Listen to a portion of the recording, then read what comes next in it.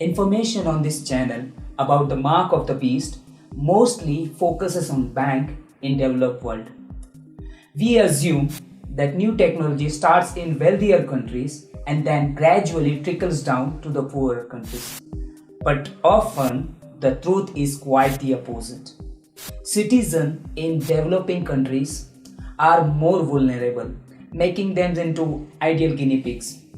Poverty makes it easier for government to bully people into accepting changes.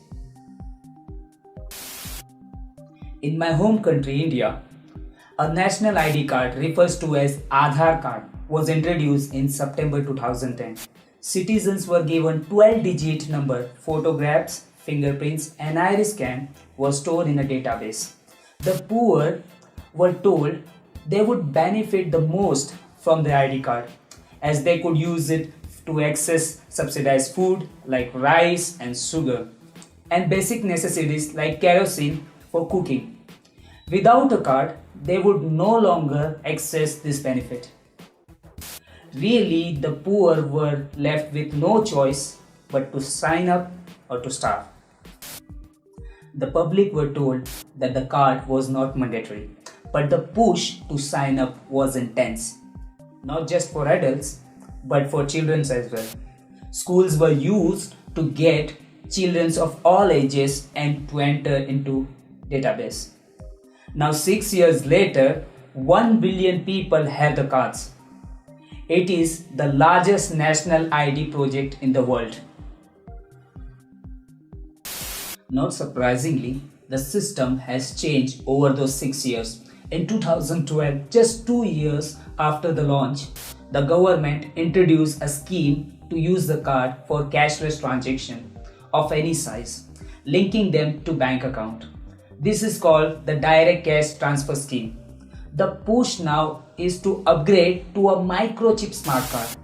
They will be required to access more and more government services like healthcare and education.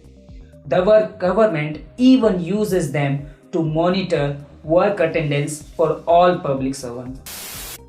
The Aadhar ID card started out as a voluntary system, supposedly to help the poor.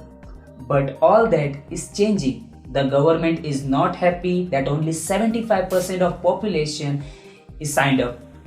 It wants them all. They now want to make it compulsory for everyone to have a card. Those who don't will be regarded as criminal. There were initial concerns about privacy. That government promised that no one would be able to access information. But now, more and more agencies are linking into the database. The plan is to give the detail of all their citizens to the security forces so they can monitor everyone's movements. In the space of 6 years, the changes in India have been enormous. 1 billion people are becoming more and more dependent on an ID system that can be used to control them. It won't take much for the information to be used to persecute minorities. All it takes is for the wrong politician to be voted in. Every indication is that India will continue moving in this direction. What seemed unbelievable 10 years ago is happening before our eyes.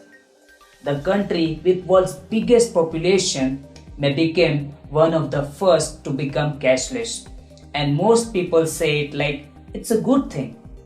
It's not just happening in India, it's happening everywhere.